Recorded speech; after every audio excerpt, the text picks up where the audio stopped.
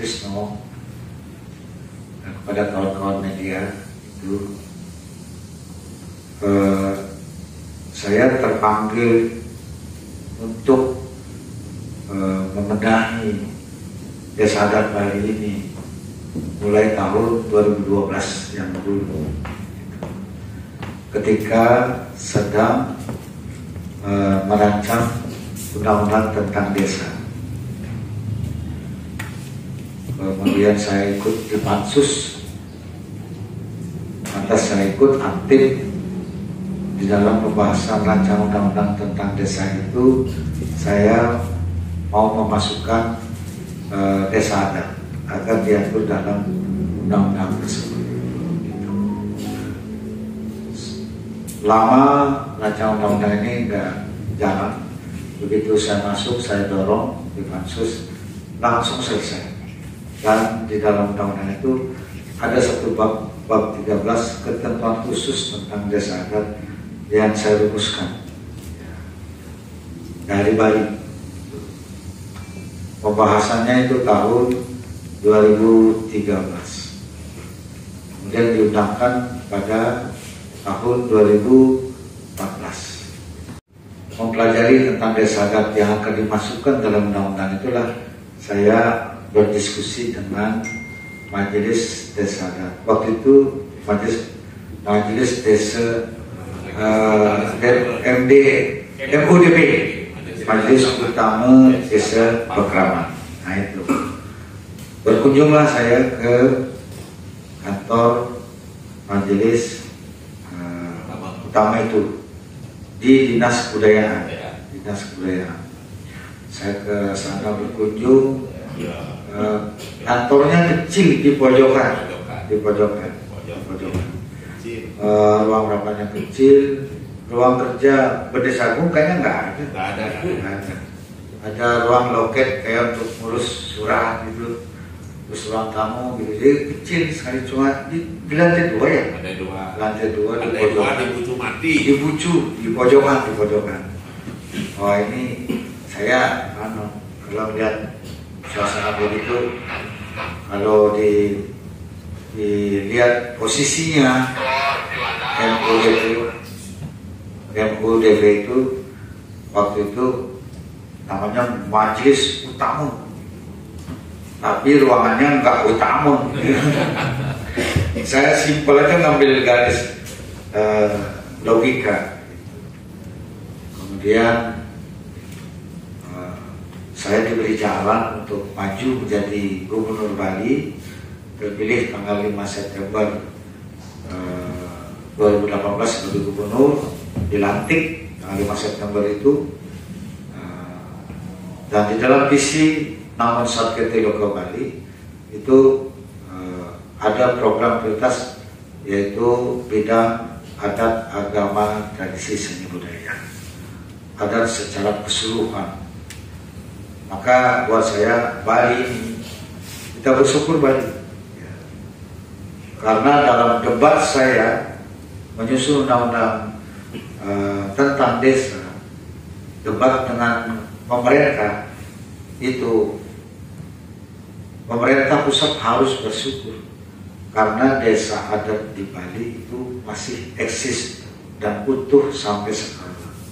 Kalau di provinsi lain sudah ada yang tinggal sedikit, bahkan ada yang sudah habis.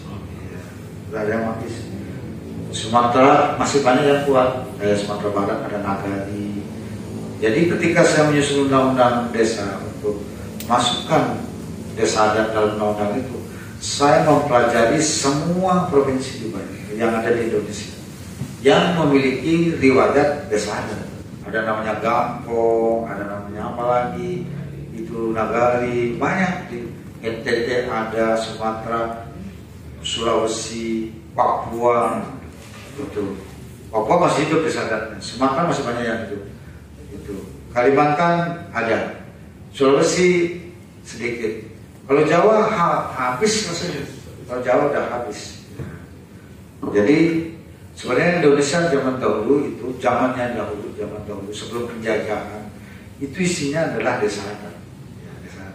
Yang namanya Nusantara itu isinya desa adat. Itu dengan ada desa adat dan kearifan lokal yang ada di sana, seni budayanya itu. Nah ini karena perkembangan zaman mengalami perubahan. Plus terutama dihabisi di zamannya Orde Baru. Dosa terbesarnya Orde Baru itu adalah menghabiskan desa adat di Indonesia. Maka saya lawan waktu debat undang-undang itu sehingga meyakinkan desa adat bisa masuk dalam undang-undang itu. Saya gitu, dosa terbesarnya Orde Baru adalah menghabiskan adat istiadat di Indonesia, termasuk desa adat. Hanya Bali yang masih utuh. Itu dosa terbesarnya. Karena mau diseragamkan semua, kelurahan, kemudian desa. Bali hampir dijadikan kelurahan semua oleh Mendagri zaman itu. Syukur tokoh kita waktu itu bertahan dan 2001 dibuatkan perda mengenai desa Pekraman, direvisi 2003. Tapi saya baca itu perdanya, bukan perda isinya. Itu namanya peraturan daerah kan harusnya mengatur, tapi isinya bukan mengatur, isinya apa itu cuma cerita, definisi, menulis pernyataan-pernyataan biasa. Ini sih satu pun nggak ada mengatur. Jadi rupanya niatnya baik, tapi cara menuangkan dalam regulasi nggak bisa. Komitmen saya memang ingin memperkuat kedudukan, posisi, fungsi dan tugas desa adat di Bali. Karena menurut saya itu fundament dari Bali. Fundamental utamanya Bali itu secara kelembagaan adalah desa adat. Kalau kita bicara tradisi, bicara seni, bicara budaya, bicara kearifan lokal, lembaganya, lokusnya adanya di desa adat. Nggak ada yang lain. Sanggar ada, tapi musiman bisa ubah. Yang lola seni ada selain sanggar, yayasan ada, sekehe ada. Tapi itu perkumpulan orang-orang yang namanya seke. Ya besok dia bosan, bubar gitu. Tapi yang historis, sosiologis dan berhukum adalah desa adat. Budayanya, tradisinya, kearifan lokalnya itu harus dipelihara lebih dulu. Dengan kuat-kuat adalah lembaganya, desa adatnya itu. Jadi itu yang harus diurus dengan betul. Nah maka begitu saya gubernur, saya wujudkan keinginan itu, dibuatkan lebih dulu perda peraturan daerah nomor 4 tahun. Begitu saya gubernur, saya langsung menyusun draft. Sebenarnya draftnya itu sudah saya susun tahun 2014. Begitu undang-undang nomor 6 tahun 2014 selesai, saya bikin perda untuk desa adat Bali. Tapi waktu itu kan belum tuntas. Begitu saya gubernur, tinggal nulisin itu lagi sedikit. Jadi saya sudah bekerja lama tentang desa adat ini, bukan baru begitu jadi gubernur, udah lama. Sampai perda sama Pak Sumarto, sama Pak Kelaka, sama Parte, itu saya yang nyusun itu. Yang rutin adalah Pak Sumarto sama Pak Kelaka waktu itu nyusun perdanya. Jadi